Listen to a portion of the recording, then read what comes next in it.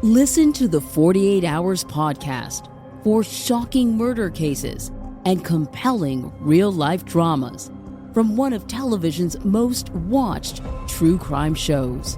Go behind the scenes of each episode with award-winning CBS News correspondents and producers in Postmortem, a weekly deep dive. Listen to 48 Hours wherever you get your podcasts.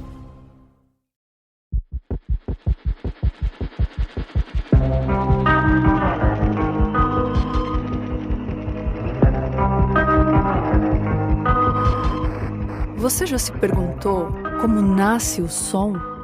O som é produzido quando uma fonte, como a voz humana ou uma guitarra, faz vibrar o ar em torno dela. Essas vibrações criam ondas sonoras que se movem pelo ar e chegam aos nossos ouvidos, onde são detectadas pelos tímpanos e interpretadas pelo cérebro como som. As ondas sonoras podem ser refletidas e modificadas dependendo do meio, assim como o rock e seus subgêneros que foram influenciados por diferentes contextos culturais e históricos. E como a gente sabe, durante muito tempo, o rock deu e dá voz à juventude. Por isso, viajei para uma pequena cidade universitária, conhecida pela cena underground do rock, para descobrir o que o som faz por essas bandas. E o que eu descobri é que, além de tudo, a música também pode ameaçar a nossa existência. Meu nome é Daniela Tavares e esse é o podcast O Ruído. Em outubro, no feed do Mundo Freak em todos os agregadores. Te vejo lá.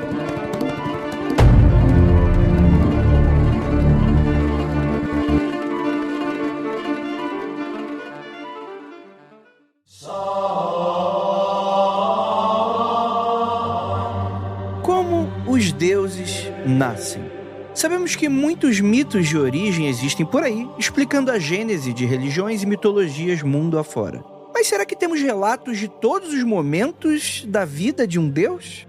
Será que algo que não agradou clérigos poderia ser deixado de fora? No episódio de hoje, nos dedicamos a falar sobre a polêmica infância e juventude dele, do homem Jesus Cristo, personagem histórico, divino, em textos apócrifos, comumente banidos e apagados da história, e, é claro, trabalhos bastante polêmicos que atravessaram o século sobre esse lado ocultado da juventude de um Messias. E a gente vai falar mais sobre isso logo depois da vinheta, a gente já volta.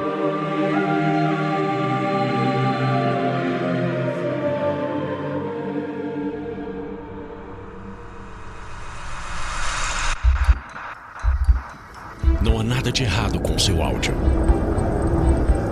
Adentramos agora através dos seus sentidos. Estamos preparando você para o que vai acontecer nos próximos minutos.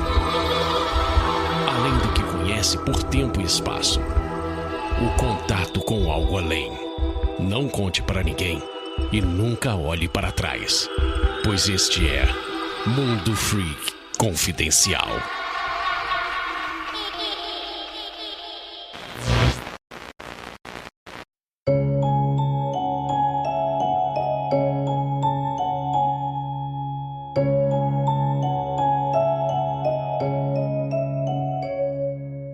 Belas noites, queridos ouvintes. Está começando mais um Mundo Freak Confidencial. E hoje vamos falar dele, do homem, Cid Moreira. Mas se bem que ele era adolescente, né? Então a voz devia dar aquela falhadinha. O homem, Cid Moreira. Eu sou André Fernandes.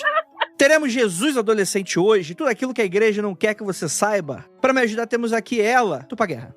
Não pode dizer no fim desse episódio que eu ganho dinheiro da igreja pra defender Jesus histórico, viu? Fica a dica. Mas assim, você ganha dinheiro da igreja, ponto. Não. O que você faz com isso, eu não sei. O que você faz? Eu não ganho dinheiro da igreja, inclusive... Não? Eu tinha um amigo que acusavam ele constantemente de ser pago pelo Vaticano. Ele falava, se o Vaticano me pagasse pra eu mentir, eu mentia pro Vaticano até, mas não acontece. Não seja por isso, né? Jaminho de graça. E temos aqui também nosso queridíssimo Marcos Keller. Vou te falar que Jesus Jovem parece nome de grupo, tá ligado? De igreja mesmo. Jesus Jovem. Deve ter alguma escola, algum grupo com esse nome, com certeza. E já Young Jesus parece ou grupo de super-herói ruim ou banda punk, né? Tem tudo isso. Acho legal. Exatamente. Temos também aqui ele, que vem lá das profundezas, o réu. Ei, irmão, vamos seguir com fé tudo que ensinou o homem de Nazaré. O jovem de Nazaré. Lembra dessa música, né? Claro. Só velho que lembra dessa música. Ei, irmão, vamos seguir com fé. Tudo que ensinou o homem de Nazaré. Anos 90 traumatizou muita criança com a sua religiosidade. Eu acho que todo fim de ano eu tocava essa música em algum canal de TV, sempre tinha, tipo assim, os artistas fazendo coro e dançando essa musiquinha. Não lembro do contexto, o que tocava e tal, mas essa música existiu, com toda certeza. Não, e ela tocava muito. Mas antes da gente falar sobre, afinal de contas, quem era o Jesus adolescente? Cara, galera, várias fofocas. Vamos descobrir hoje se criança vai pro inferno. Galera, antes da gente continuar esse papo, eu tenho alguns recadinhos bem interessantes pra dar. Primeiramente, você deve ter escutado no início desse podcast esse teaser fantabuloso que a gente lançou sobre o nosso especial de outubro. Mas por que a gente tá falando dele no início de setembro? Justamente porque a gente tá visando financiá-lo e a gente pede encarecidamente a ajuda de vocês ouvintes. Dessa vez vai ser tudo ou nada. Caso a gente não consiga bater a meta, a gente não vai ter especial de outubro e a gente vai procurar viabilizar esse projeto em alguma outra oportunidade. Mas ó, eu já tenho uma excelente notícia. O primeiro dia, que foi na segunda-feira da semana da data de publicação desse episódio, a gente já fez mais de 30% da meta total em apenas um dia. Teremos 45 dias de campanha, uma campanha um pouquinho mais encurtada. E caso você goste muito da gente, quer ver esse especial saindo do papel, você sabe, com aquela qualidade de sempre, com aquela trilha sonora envolvente. Poxa, é um projeto que, cara, sem brincadeira, eu não vou falar nada. Não posso falar nada, mas o teaser eu acho que já fala por si só. Como vocês já devem estar imaginando, o teaser, ele é apenas um material muito pequeno que a gente tem ainda. Nós ainda estamos conversando com os atores e finalizando um roteirinho, um detalhezinho de roteiro ou outro, fazendo as trilhas, e isso tudo dá um trabalhão. Então, por favor, catarse.me/oruído. Caso você não consiga digitar agora, você volta esse podcast, ou então vai no post desse episódio lá no mundofreak.com.br ou no descritivo em todos os agregadores. Vai estar lá pra você ver. E ó, já que por enquanto tá sendo bastante sucesso, a gente já começa a pensar em meta estendida. Então, quanto mais vocês apoiarem, mais metas a gente pode ir liberando. E as recompensas, galera, tem muita coisa exclusiva que você só vai ver ali. A gente tá lançando uma caderneta física com um pôster maravilhoso. A gente vai estar lançando um workshop de produção, divulgação de podcast. Vai ter um workshop comigo de criação de universo e personagens. E ó, eu vou dar aí a oportunidade pra você que é produtor de conteúdo, pra você que é influenciador, pra você que tem uma lojinha, pra você que tem um empreendimento, pra você que tem uma marca. Fica de olho, porque exclusivamente nessa campanha de financiamento coletivo, a gente tá fazendo uma série de promoções para anúncios para você aparecer aqui no feed do Mundo Freak. Então é a oportunidade de você entrar em contato com dezenas de milhares de pessoas que podem curtir aí o teu conteúdo, o teu produto, a tua marca. Então, olha lá, presta bastante atenção, tá lá nas recompensas. E vai ter tanto, caso você queira que a sua marca apareça no podcast O Ruído, que vai ser o especial no final de outubro, tanto para aparecer aqui no Mundo Freak Confidencial como um anúncio, vai ter algumas regrinhas lá e, cara, dá uma lida lá bonitinho pra você ver se entender. Se você tiver qualquer dúvida, a gente vai estar disponível aí pra gente tirar qualquer coisa, contato@mundofreak.com.br ou entre em contato com a gente nas nossas redes sociais. Então, é uma oportunidade, a gente tá fazendo um valor bem diminuto, porque a gente quer financiar, a gente quer, poxa, aqui compartilhar essa conquista com vocês, a gente tá oferecendo aqui como um presente também, né? E pra finalizar aqui o recadinho e a gente continuar com esse papo que ficou... Galera, já peço desculpas aí. Não queremos ofender ninguém.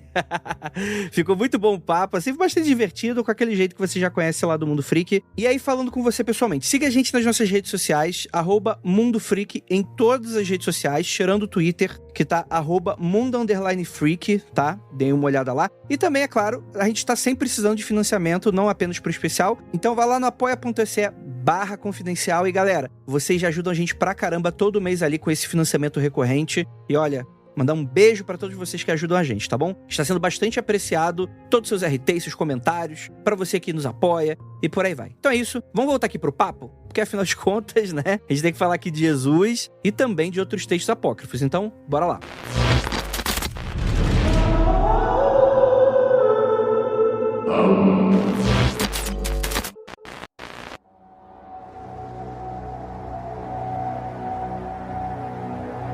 Pra quem não sabe, Jesus foi um cara, histórico ou não vamos entrar aqui nesse debate aqui, porque acho que é um pouco irrelevante aqui na questão toda. Ele é uma figura bastante emblemática, obviamente, para todo o Ocidente. É nada. Se eu não digo, o ouvinte vai ficar morrendo sem saber, né? Não acredito.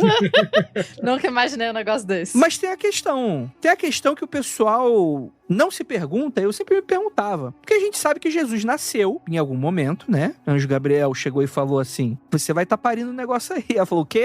Pum, acabou, né? Já tava lá. Não. Anjo Gabriel perguntou se ela topava. Temos consentimento desde esse período. Bom, não, é importante, pô. É importante. Importante. Os que não perguntavam eram os deuses gregos. E Anjo Gabriel perguntou, falou, você pilha o rolê? Foi todo... Tem um processo aí. Perfeito. Não podemos ser injustos com o Anjo Gabriel, ele que já fez tanto pela gente. Só que tem a questão, qual o evento? Não é Santa Ceia, estão comendo coisa. É o outro, o Nascimento, né? Que é você ver lá no Natal, você tem lá ali as cabritinhas, os porquinhos, todos os animaizinhos. Na manjedoura. No Natal, o que historicamente a gente já sabe que não faz nenhum sentido. Só que aí tem um salto temporal e aparece um maluco com 30 anos. E aí a gente se pergunta, que caralho esse cara tava fazendo? 30 anos não é um negócio irrelevante na história, né? Devia ter história sobre esse sujeito aí, né? Só que aí é que tá, ouvinte. Essas histórias existem, elas só não foram consideradas canônicas pela igreja. Será que podemos considerar? Não sei, eu não sou igreja, eu sou mundo freak. Tô considerando tudo. Pode tudo. E vou te falar, hein, Andrei, esses rolês que vocês vão falar hoje desse cara aí, parece série da CW sobre herói adolescente, assim, que ele teve em cada biboca, foi pra todos os continentes. Só faltou ele dar um rolê aqui nas Américas, aqui antes do descobrimento, né, cara? Uai, os Mormons não acham isso? Se procurar, você acha um relato de alguém falando o que ele fez, tá ligado? Certeza que você acha um relato que ele fez, sei lá, veio subir a pirâmide Maia e descer correndo, pique rock, algum rolê assim. Com certeza que você acha. Não, mas os Mormons não tem um rolê de Jesus ter vindo pra América? Sim, teve um rolezinho desse. Tem um rolê que ele veio, trocou uma ideia com o patriarca. Isso! E seguiu, é verdade. Aí, ó. América e Estados Unidos, né? América. América. Tem também o Código da Vinci, né? Que ele vai pra Inglaterra, né? Ter o filho com a Maria Madalena, né? Tem várias. Tem uma galera que acredita que ele foi pro Japão. O Japão estudou com os mestres. Não, foi depois. Tem uma eu acho. Isso aí não é o roteiro daquele filme The Man from Earth? Esse filme é muito legal. O filme vai estar de gás. Achei que você ia falar do Batman. Tem outro também que ele treinou com os monges na Índia. Eu tô falando, é o Batman, cara. Ele fez todo o rolê aí. Seria o Batman Jesus. E pior de tudo, é o Batman do Christopher Nolan ainda. Esse é o pior de tudo. Não era vinho, era suco-tangue, tô falando. Christopher Nolan foi o maior de serviço pra Warner Brothers do universo. Vamos parar de bobagem, vamos falar aqui da parada? Vamos lá!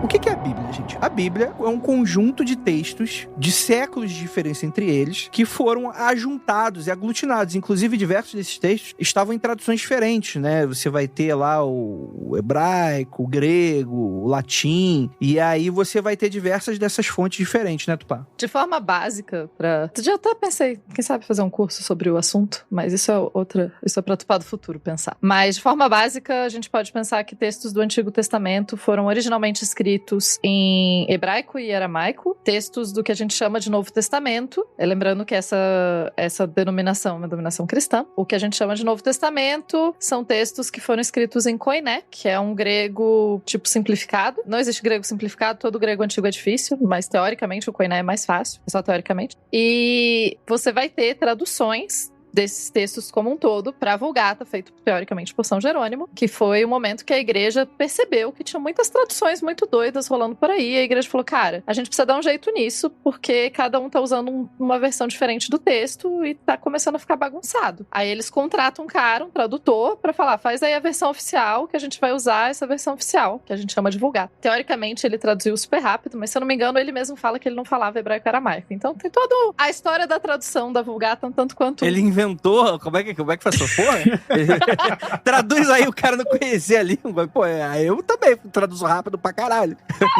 Essa não é a versão que você tem uns rolês, tipo, sei lá, unicórnio? Não. Tem umas paradas assim, escritas? Não.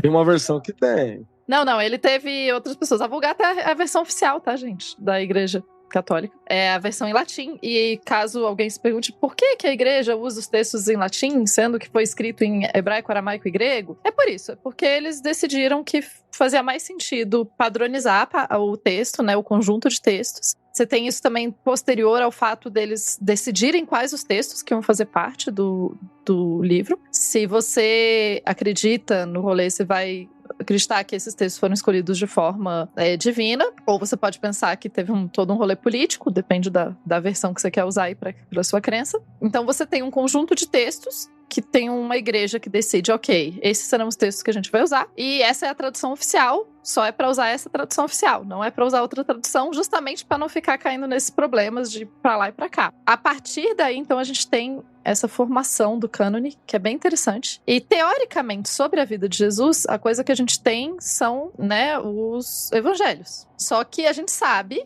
inclusive de fontes da antiguidade, eu não tô nem falando só de coisas de hoje em dia. Até onde a gente sabe, esses textos dos evangelhos teriam sido escritos pelo menos 30 anos depois da morte de Jesus. Eu coloco pelo menos, essa é uma datação muito gentil, né? A boa parte dos críticos acredita que foi mais ou menos cerca de 70 anos depois, que a gente tem Marcos, que seria a primeira versão da vida de Cristo, e é o evangelho que não tem nada, a princípio, sobre... Não fala nada, tipo, só fala a partir do momento que ele é batizado, porque tipo, só a partir daqui que é importante. E as outras histórias sobre o nascimento e etc. são posteriores. E daí a gente tem os outros evangelhos que vão falar dessas histórias. Boa parte dos teóricos e dos acadêmicos acredita que foi meio que uma mistura de todo mundo queria saber, né? Tipo celebridade, todo mundo quer saber de onde vem o rolê. Todo mundo queria saber como ele nasceu, onde ele nasceu, o que ele fez. Misturado com tradições orais, tradições que as pessoas já repetiam entre elas. É isso que eu queria perguntar, Tupá. Tipo assim, se você tirar por base isso que os evangelhos foram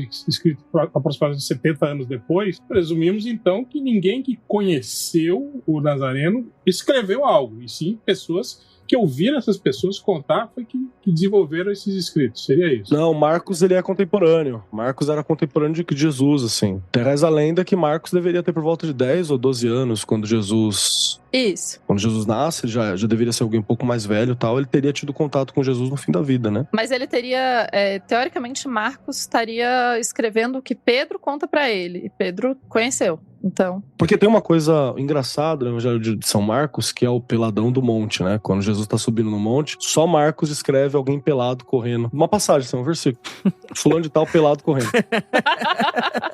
Caralho, do nada. Como, tá ligado? Era ele esse cara? Como é que ele sabia que tinha alguém lá, saca? É o único que descreve esse trecho, essa passagem. Vou até procurar. É importante, tem que colocar tudo. É importante. E assim, na antiguidade se falava, então, quando eu tô falando de, tipo, pessoas que escreveram sobre cristianismo lá pelo ano 300, 400, são pessoas que vão dizer que o Evangelho de Marcos é o mais antigo e que Marcos escreve o que Pedro conta pra ele. E tem esse rolê de talvez e tal, e ele teria começado a escrever isso no ano 60, o que seria só 30 anos depois da morte de Jesus, o que é bem plausível, né? Se Marcos conheceu ele com 12 anos, sei lá, enfim. É possível, é totalmente possível. E até no meu cânone pessoal, eu já vi alguns teólogos falando isso, e a parte que eu acho mais legal é até que, será que não era Marcos o peladão? Já que só ele relata isso? Pense nisso. Porque tem o trecho que fala assim, justamente. E certo jovem seguia envolto em um lençol sobre o corpo nu. E lançaram-lhe a mão, mas ele, largando o lençol, fugiu nu. Marcos 14, 51 e 52, que é quando Jesus é pra ser preso. Tinha um cara pelado envolto no lençol seguindo, e quando os guardas chegam pra estender, pegar o cara lá, solta o lençol, sai correndo no mar. Sai correndo.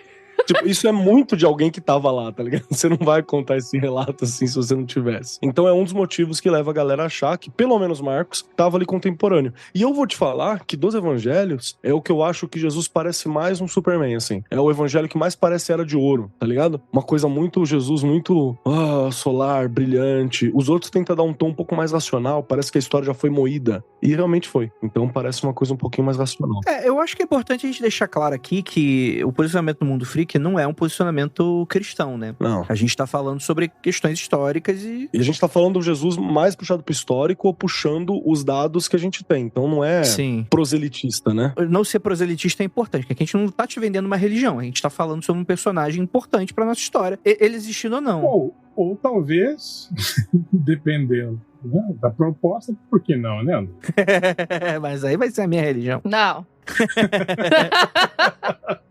Dá um beijo aí pra igreja deixa pra lá. Tem um negocinho que eu queria falar, que era o seguinte. Existe quase um consenso, pelo que eu tava lendo, né? Existe quase um consenso de que existiu um Jesus histórico. Sim. Que é diferente de falar que era um cara com superpoderes, né? E inclusive é chamado de Yeshua Ben Yosef pra não dar problema, né? Tupac me ensinou isso um tempo. Você faz essa diferença aí em muitos locais. Sim, sim. Às vezes. Mas não precisa também. Mas tem uma polêmica, eu escutei uma vez, queria confirmar com a Tupá, que por mais que a gente esteja falando aí do Marquinho, uma boa parte desses textos, os canônicos mesmos, provavelmente não foram escritos pelas pessoas que têm nome a eles. Seriam meio que... Pseudepígrafos.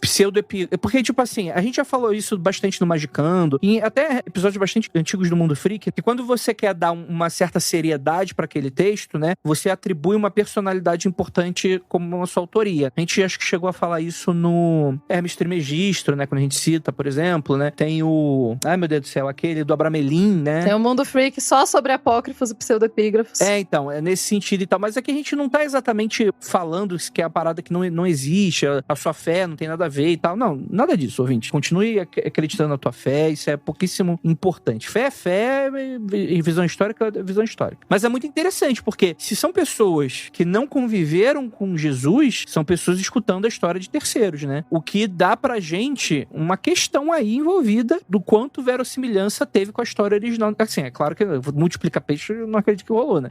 Transformar, sei lá, né? Não tava lá pra ver, né? São também incrédulo. Mas, ao mesmo tempo, é difícil a gente saber exatamente, né? E como o próprio que ela tava falando, existem visões que não é que são diferentes, mas você vê ali que cada autor, ele vai trabalhar um aspecto específico da história de Jesus, ele tem uma estética diferente. É uma coisa bastante interessante que vem do fato da Bíblia não ser um produto que foi cuspido tudo junto, né? É um negócio que ele foi meio que ajuntado vários textos que estavam rolando na época. Alguns foram considerados canônicos, outros não foram considerados canônicos, né? Isso. E assim, isso que o Andrei falou é muito importante da gente saber que o que a gente tá comentando aqui não é um ataque à religiosidade de ninguém ou a não religiosidade de ninguém. A fé é a fé e, né, a gente não precisa entrar nessa coisa. A parada dos textos muitas vezes serem pseudepigráficos, né, pseudo de pseudônimo, pseudo de mentira, e epígrafo de assinatura, então, né, você está assinando o texto como outra pessoa. Na antiguidade, não é que as pessoas não ligavam para quem escrevia o texto. Inclusive, a gente tem um documento contando de um cara que foi pego com a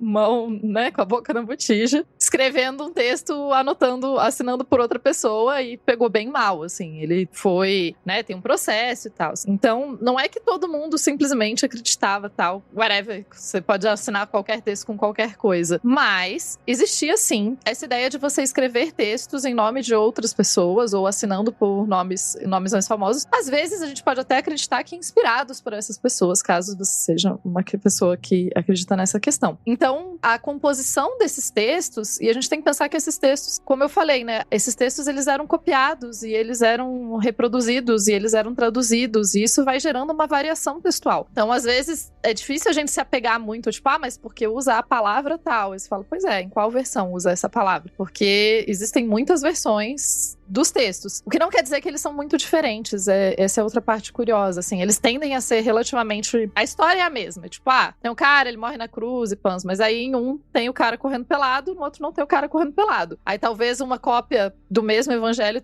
o cara tá com lençol, outra cópia ele tá com uma capa. É esse tipo de variação, assim, só pra dar um exemplo, ficar um pouquinho mais palpável para as pessoas quando eu falo em variação, é esse tipo de variação nos detalhes. O grosso da história é o mesmo. Só uma coisa sobre esse lance de pessoas escrevendo, assinando por outras. É lógico que tem esse caso, como a Tupá falou, de falsificações mesmo, né? Mas era um processo relativamente comum, historiograficamente falando, nessa época, porque você tinha uma incidência muito grande de analfabetismo, por exemplo. Você, provavelmente, muitos desses seguidores de Jesus não sabiam escrever, não tinha como, entende? Transformar isso tudo em escrito. Então, outras pessoas que tinham essa habilidade especial faziam isso, né, em nome dessas pessoas. Posso nerdar um pouco, bem rapidinho? Porque essa parte é muito interessante. Mas aí vai virar Nerdcast isso aqui. Mas vambora. É só um pouquinho, porque é uma parada muito que eu tenho trabalhado recentemente em pesquisa. Uma das questões é a gente pensa em texto porque a gente vive numa sociedade em que a gente transmite informação pela palavra escrita, né? A gente está acostumado a usar a palavra escrita como forma de transmissão e guardar conhecimento. E na antiguidade, a gente está falando de sociedades orais, como o Hel comentou, as pessoas não sabiam ler. O fato de ser uma sociedade oral torna a escrita do texto um processo completamente diferente, porque não necessariamente as pessoas escrevem textos para guardar informações, porque a forma principal de guardar informação numa sociedade que é prioritariamente oral é memória, né? Então você tem formas e pessoas especializadas em guardar essas informações. Sem contar que o texto escrito e o texto falado é muito diferente. Então pensa que boa parte dos evangelhos foram pensados, foram criados, e como criados eu não tô dizendo que eles não são inspirados ou são, enfim, mas eles são colocados no formato que eles têm para serem falados em voz alta, para serem pregados. E isso é muito diferente de você sentar e ler sozinho. Então a gente, quando olha esses textos, que são textos de mais de 2000 anos atrás, a gente tem que entender que eles foram pensados para uma audiência que ia ouvi-los. Narrada, né? É, narrar. Outro detalhe que é sempre importante é que, principalmente quando você tá falando sobre cartas e tal, eu não sei o quanto isso aplica aos evangelhos, por exemplo, é que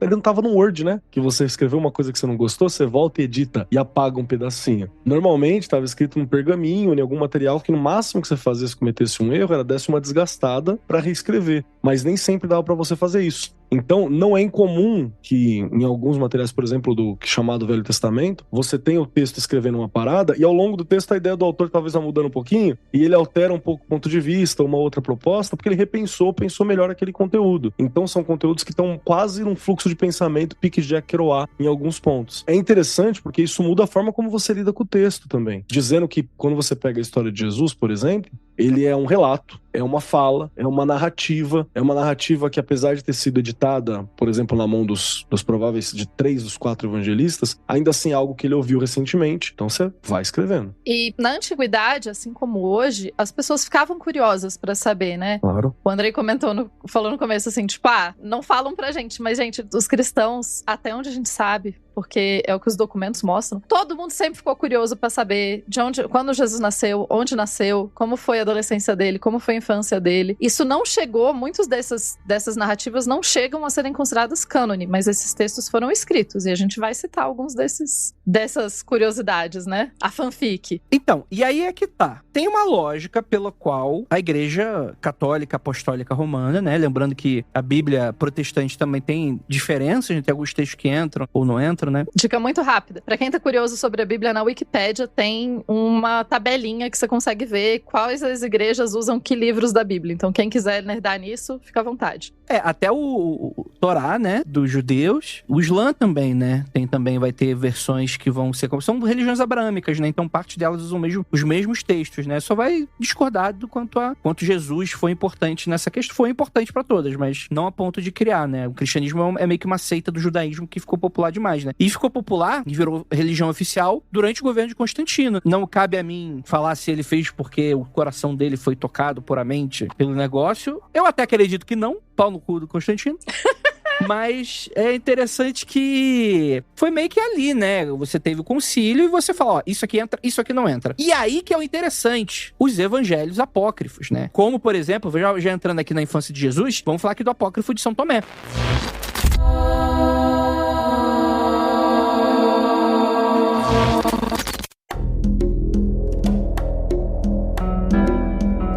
O pessoal atribui ele ao o Judas Tomé, né? Que seria ali bastante próximo, um dos apóstolos, etc. São Tomé, putz, a folha é cannabis, né? Deve ter a tinta, algum tipo de cogumelo. Então, apesar do nome, ele não é o Judas, né? Ele é outro Judas. Ele é o Judas Tomé. Judas era o nome comum, viu, gente? Tipo João. Tipo Jesus também era, é isso. Jesus, inclusive, é a forma, o apelido, né? Do Yeshua, né? A terminação Jesus é tipo o Zé, entende? Tem o José e tem o Zé. Boa. A ideia geral é que Jesus era um capetinha. Literalmente, talvez, não sei. Mas a ideia geral é que Jesus era uma versão do The Boys da 3ª temporada. Você tem aquela lá escolinha dos super-heróis se teletransportando, né? Usando laser, matando o menino sem querer, que não sabe aprender a usar. Você tem várias passagens desse Jesus criança em que ele era ele era uma criança mesmo, né? No sentido de ele era bem sábio, diziam, né? Ele conseguia ter essa questão da conversação e ele tinha consciência do que ele era, parte desses textos apócrifos. Só que ao mesmo tempo, a natureza dele de criança era uma coisa muito de doido, assim, porque ele aprontava. Então tem, por exemplo, uma passagem em que Jesus está andando na praia, né, com os amiguinhos e tal, e Jesus moldava com areia, né, com barro, sei lá, uma forma ali, com as mãos, ele assoprava e saía um passarinho vivo voando da mão dele, né? Então você tem coisa que, tipo, né, tipo, fazendo dos seus amiguinhos, olha só como é que eu sou foda, né? Você tem também versões em que ele mata crianças que esbarravam nele, né? E aí a Maria vinha, dava uma comida de rabo nele e falava, você não pode fazer isso. Aí Jesus ia lá e ressuscitava o moleque, né? Então você tem várias... você tem vários desses tipos. Cara, isso é maravilhoso demais, eu adoro. Cara, é tipo... Não tem o Karate Kid lá, o Cobra Kai lá, o início do filme deles na praia? Uhum. É tipo isso, só que com o menino Jesus, boladão. Agora, essa dele matar crianças que esbarravam nele, eu achei muito coisa de criança mesmo. Que tem superpoder, entende? Esbarrou em mim, peraí. Morreu. Caralho, você matou ele. Calma aí, ó. Ressuscitei. Opa! Cadê a moeda, né? Aí o moleque voltava vivo. Quem não faria isso, né? Fala a verdade, gente. Se você fosse criança e tivesse poder, você não ia fazer isso, cara. Porra, faria isso adulto, não vou fazer criança? Tá doido.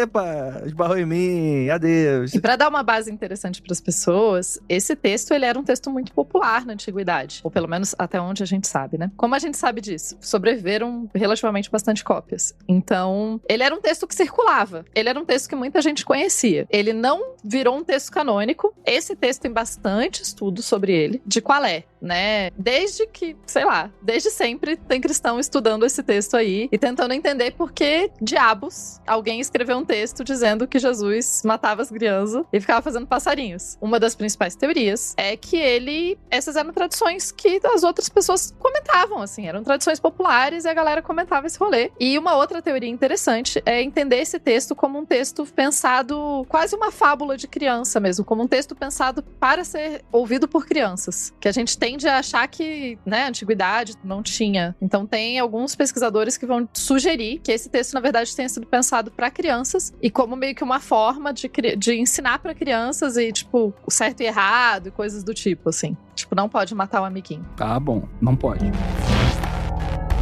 Você tem passagens como aquela, tipo assim, o Jesus se perde de Maria, e aí Maria vai procurar ele e acha ele num templo. Aí o moleque tá lá palestrando, tá metendo, sabe aqueles garotos que ensina Bitcoin com 12 anos de idade? Tava o Jesus ali ensinando os caras lá. Criança palestrinha. Aí Maria vem já com falava, ô Jesus, vamos parar de sacanagem aí, né? Palestrinha e cheio das mitadas, né? Jesus sempre foi um cara metido nas mitadas. Você pega o Jesus adulto, quando os fariseus estão tentando fechar Jesus pra ver se ele xinga Roma, pros caras botar o peso de Roma nas costas dele, ele tá sempre metendo sei lá, os fariseus chegam, é certo pagar imposto pra Roma? Essa parada opressora? Ele fala, tá a cara de quem na moeda?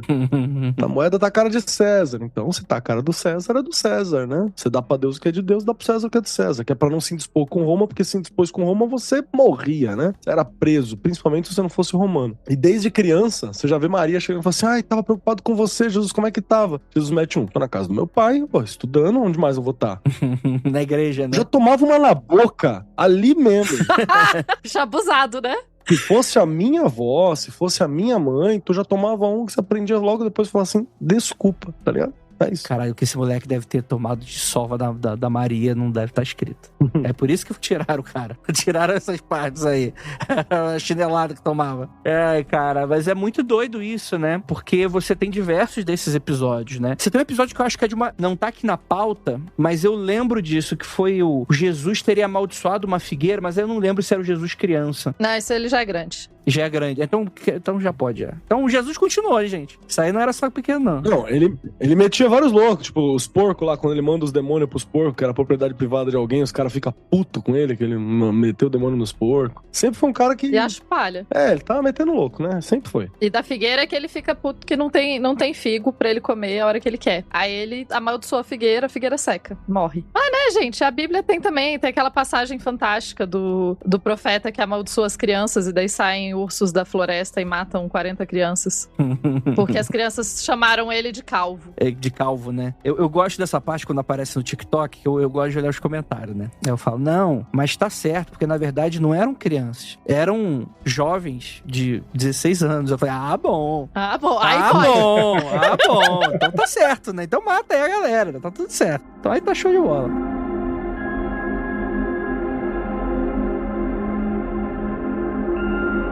Aí você tem, por exemplo, a parte do Jesus adolescente, né? Cara, calcule Jesus adolescente. Como é que se criança já tava assim... Jesus vem comer! Não posso, mãe! Tô triste! Exatamente, né? E a vida dele é contada até os 12 anos. Depois disso, existe uma lacuna de 18 anos das escrituras que foi preenchida com várias suposições e teorias, coisas assim. Outras histórias... E aí é aquela parte daquelas teorias que a gente tava falando, né? Que o pessoal fala que Jesus foi pra Grã-Bretanha, foi pro Oriente aprender, né? E aí voltou com as filosofias todas. E é interessante porque as idades de 12 e 29 anos têm um significado bastante importante pro judaísmo no período do Segundo Templo, né? 13 é a idade do Bar Mitzvah, a idade de maturidade secular, e 30 a idade de prontidão para o sacerdócio, embora Jesus não fosse do povo de Levi, né? Dizem que foi nessa fase que Jesus teria chegado à conclusão que queria seguir a missão de revelação, de colocar em prática os planos que estavam destinados a ele, de ser o Neo aí da Matrix, né? É importante a gente lembrar também que o conceito de infância e adolescência é um conceito contemporâneo. Ele não é um conceito que se aplica à antiguidade. Na antiguidade, você não tem a ideia, a adolescência não existe. Você, nasce e, se eu não me engano, no período do Segundo Templo, você nasce, você é um adulto pequeno, aí depois você é um adulto grande. É isso, assim, não tem uma diferenciação. Essa ideia de que existem fases da vida, e você é criança,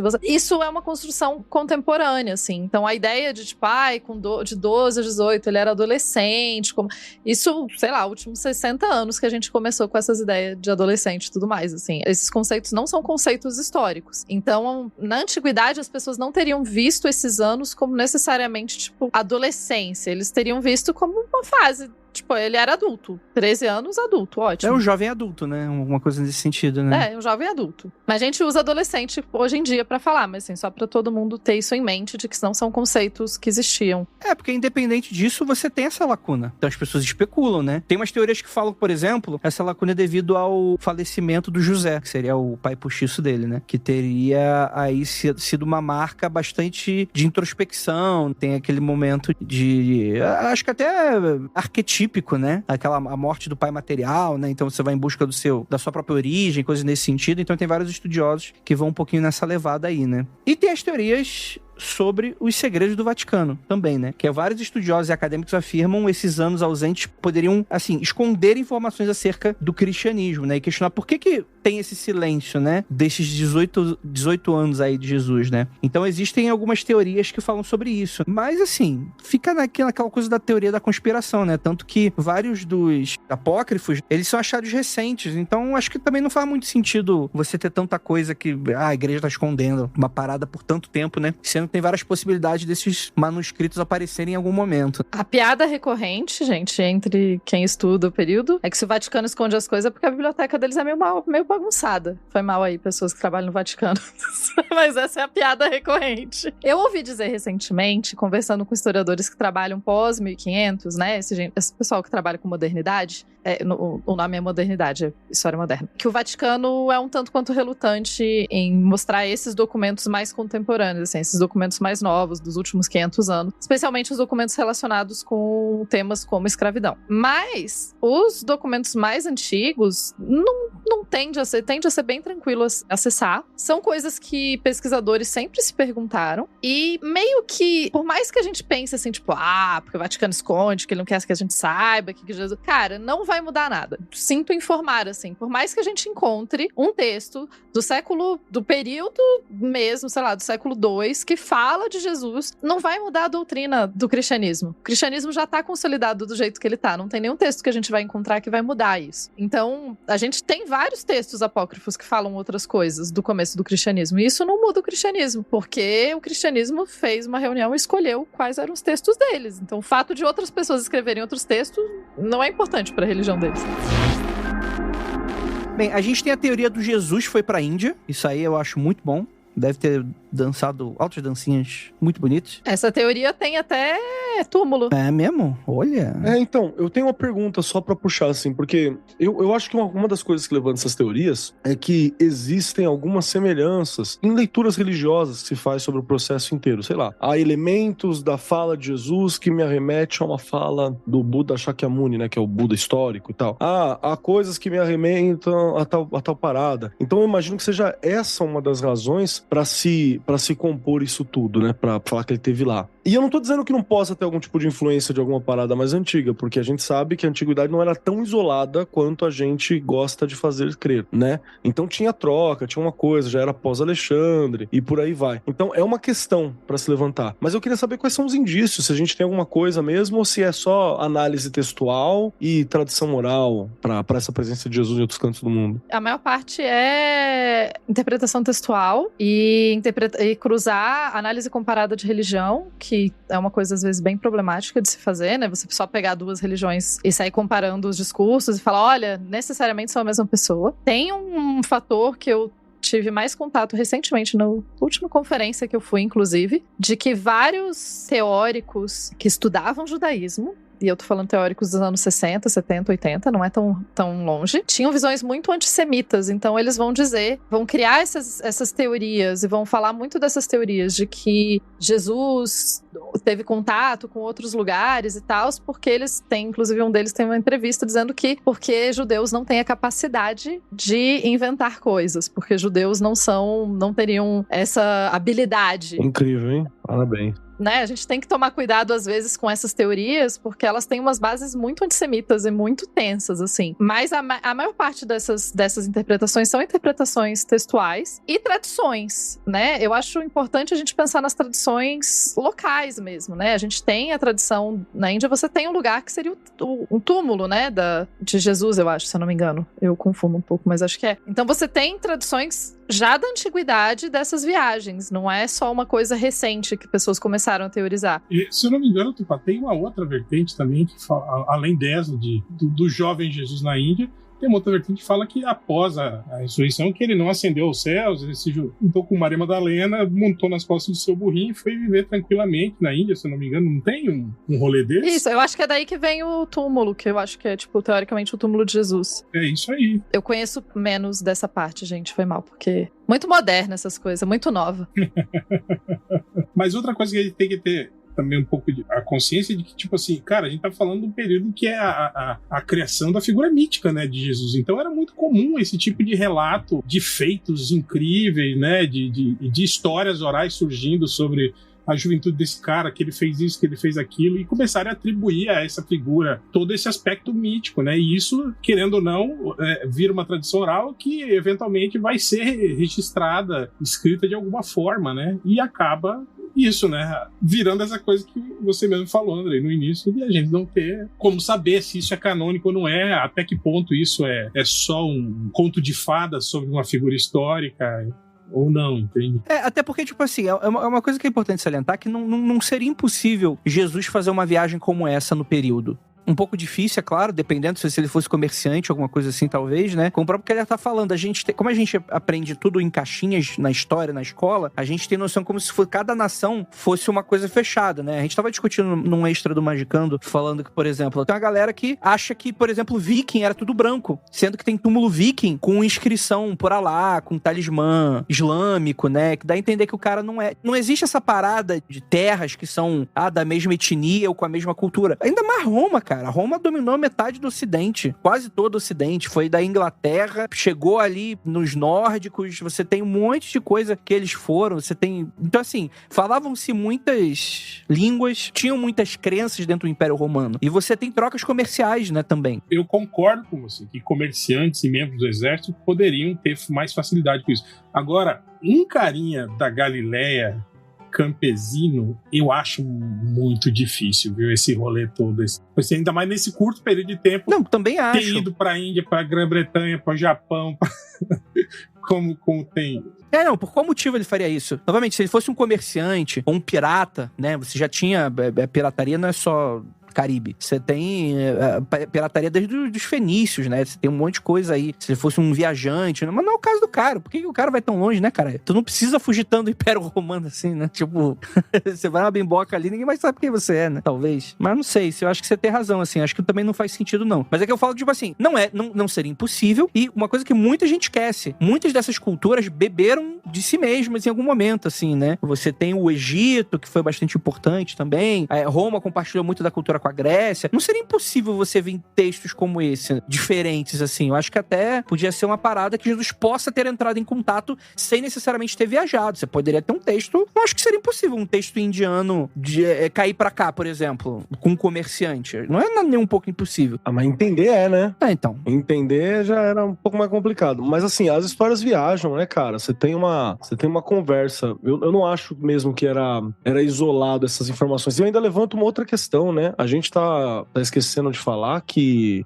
os contatos tanto eram intensos que todos os povos estavam sob julgo do Império Romano, havia alguma troca cultural, né? Assim como era a galera da Judéia, Samaria, na região da Palestina e tal, eles estavam sob julgo. E várias outras galeras estavam em julgo também. Então essa troca cultural estava presente. E eu vou dizer mais uma coisa. Tupá me corrija, Real me corrija se eu estiver errado, mas nas lembranças que eu tenho, nas impressões que me restam sobre o estudo específico, faz tempo que eu estudei Roma especificamente. Roma, ela era muito, vou usar uma palavra anacrônica aqui, no sentido de intolerante com vários povos, tinha toda uma superioridade romana e por aí vai, porém, com religiões, Roma parecia ser muito tolerante. Então tinha uma troca grande com religiões, deuses, divindades, troca, você podia falar sobre tudo isso, e eu falo isso, inclusive, puxando a questão bíblica, porque você vê que Roma, na região de Jesus, mantinha um governo e uma parada civil para os judeus, mas quem mandava era Pôncio Pilatos naquele momento. Na palavra final, acabava indo a ele. Tanto é que no período da crucificação rola um ping-pong lá, né? Tipo, deixa que Pilatos decide, deixa que a liderança judaica decide e por aí vai, antes da crucificação. Mas o apóstolo Paulo, anos depois, ele é um cara que tá sempre, em toda a carta de Paulo, ele tá falando, porque eu sou judeu e sou romano. Porque eu tô aqui pregando pra caramba, porque eu sou romano. E ele ia pra todo canto porque ele era romano. Então ele tava, todo canto que era território de Roma, ele podia ir porque era romano. Tava sempre falando dessa parada. E tem a famosa fala de Paulo sobre o Deus desconhecido, né? Que teria um altar na região dos deuses em Roma ao Deus desconhecido, onde ele teria pregado maravilhosamente bem, com uma oratória incrível que ele teria, e convencido a galera. Então, me admiraria até se materiais fossem passados de um lado pro outro, ou questões culturais em gerais fossem passadas de um local pro outro. Pode ser que tenha algum bloqueio a isso, mas religião, ideias religiosas e conceitos filosóficos era algo que provavelmente viajava, saca? Era algo que tinha espaço, tinha um certo valor a esse tipo de cultura. Roma tende a ser bem de boa com outras culturas, inclusive com outros, né, assim, desde que você pague os impostos e não incomode, Roma tendia a ficar de boa com você. Inclusive até incorporava muito delas, né?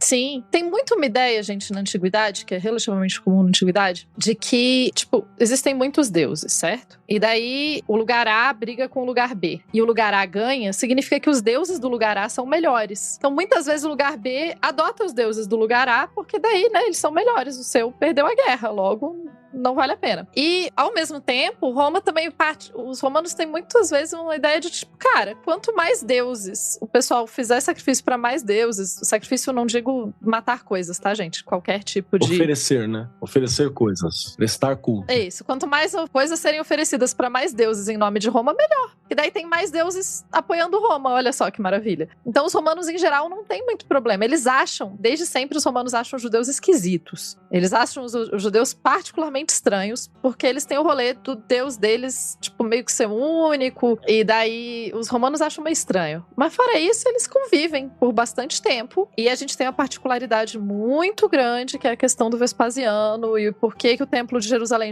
nunca foi reconstruído. Isso daria um podcast inteiro. Mas, assim, é muito particular o fato dos romanos perseguirem os cristãos e os judeus. Não é uma coisa comum. Que cristão, bicho? Se tu acha que cristão é chato hoje, naquela época, bicho, pra tu ver que... Não, mas a questão da morte de Jesus é uma questão política e não religiosa, isso tá bem claro, né? Jesus, ele era revoltoso, né? E ele irritou uma casta sacerdotal, né? Tem uma casta sacerdotal específica, que é chamada nos evangelhos dos fariseus, né? Mas não é todo judeu, tá? Porque também, pra não cair naquela ideia também, que vai ser lido como um antijudaísmo, né? Vai ser lido como um antissemitismo muito forte. Falar, foram os judeus que mataram Cristo, né? Qual? Todos eles. Você tem essa leitura feita por muito tempo. Então, só para deixar claro que Jesus era tipo um reformista. Ele se opunha a algumas leituras, algumas propostas que eram apresentadas por uma casta específica da sociedade judaica de sacerdotes judeus. Ele foi o que o Lutero foi para a Igreja Católica, que, sei lá... Mais ou menos, Era algo assim. Mais razoável pensar que fosse algo assim, né? E também, o cristianismo, ele fica famoso porque ele é uma religião diferente, né, mano? Tipo, sei lá, aqui a galera não pira no Zen, não pira no hinduísmo, não tem uma galera que não sei o que lá, de Hecate e dos deuses pagões nórdicos e tal. Por quê? Porque é diferente, mano. É uma parada distinta, uma parada que tem uma outra ideia. E o cristianismo, ele vem com uma ideia que ele é bem contrária à prática romana, né? Enquanto, sei lá, na religião média romana, se você morria você ia pro mesmo lugar que a pessoa boa, a pessoa ruim, quem fosse, o bom era estar vivo, o bom não é morrer. Morrer é paia. Vivo é legal. Vivo você bebe, faz suruba, mata os outros, conquista lugar. Vivo é legal. No cristianismo você tinha todo um rolê que a galera, né, não tinha medo de morrer. Eu vou ou reencarnar, naquela altura tinha vários grupos que achavam que eu vou voltar em breve, ou eu vou pra um paraíso, né? Então são ideias que eram bem alienígenas, bem distintas do mundo romano. Isso que também ajuda a chamar a atenção. E era uma coisa que até a galera zoava na época, né? Que cristianismo era coisa de escravos e de mulheres, né? Exato, tinha essa fala. Porque era aquela religião do amor, de você abraçar quem não pode, né? Os oprimidos, né? Coisa que virou o contrário hoje. Depois que Constantino colocou como religião oficial, fudeu essa porra. Que aí virou essa balança aí, fudeu. E aonde o Jesus adolescente é apagado, né? Eu imagino aquela galera no Concílio de Nicéia trazendo uns relatos de Jesus adolescente, a galera olhando e falando assim, isso aqui não dá não, mano. Isso aqui não vai dar pra contar. A galera olhando e falando assim, velho, acho que não. O que aconteceu nesses anos? Então ele sumiu, mano. Bota aí que ele foi pro Egito, foi pra puta que pariu. Que? Matou um amiguinho? Não pode. Apaga isso aqui, que isso aqui não dá. Teve um editor que ajudou a controlar essa parte. Queria levantar uma outra questão, que é uma reflexão e também acaba soando como crítica, não é a intenção, mas se você se sente criticado é nóis, que é o fato de que se eu pudesse pegar na mão de cada um que tá ouvindo esse podcast e levar uma igreja no primeiro século, ia parecer muito menos com igreja, ia parecer muito mais com, sei lá, um albergue, saca? Pessoas doentes, viúvas, crianças abandonadas, e a galera fazendo o possível pra alimentar essa galera, fazendo o possível pra cuidar dessa galera. Seria o Padre Lancelotti na Cracolândia? É muito mais Padre Lancelotti na Cracolândia do que qualquer coisa, assim. Muito mais, sabe? O Júlio Lancelotti do que qualquer outra coisa. E a galera se virando e dividindo o que tinha pra poder espalhar. Vamos lembrar que eu não vou lembrar se é Efésios, mas tem uma das cartas de Paulo, que é pra... acho que Paulo e Timóteo, não vou lembrar, gente, meu bibliquês tá enferrujado, que fala sobre como os cristãos daquela comunidade específica juntavam toda a riqueza e dividiam igual as necessidades, porque muita gente não podia trabalhar, não tinha como gerar isso, não tinha como sobreviver. Então você tem toda uma série de ideias que Roma jamais pensaria assim, enquanto Roma tava sangrando outros para que o romano médio não trabalhasse, tivesse seu pão e circo, entende? Então jamais teria essa visão. E eu acho que é por isso que teve um pouco dessa virada de jogo aí, porque quando para analisar, né, tem aquela história lá que na política romana, isso aí já não é Jesus, né? Isso aí já é outra coisa, né? Que alguém deu uma ideia de colocar uniforme nos escravos, né? Pra dar identificada, aí o outro apontou, galera, vamos fazer isso não? Que vai dar pra ver que eles são muito mais numerosos que a gente. Né? Então acho que é isso, era uma sociedade que a qualquer momento, então imagina, um cara estimulando, vamos dizer assim, estimulando entre aspas, né, uma espécie de revolta, uma coisa nesse sentido do tipo, o que é teu não tá aqui, tá em outro lugar, né, sei lá, e muitas outras coisas que dá pra falar. Falando um pouquinho sobre a Índia, deixa eu contar pra vocês de onde que vem essa história de Jesus na Índia, né?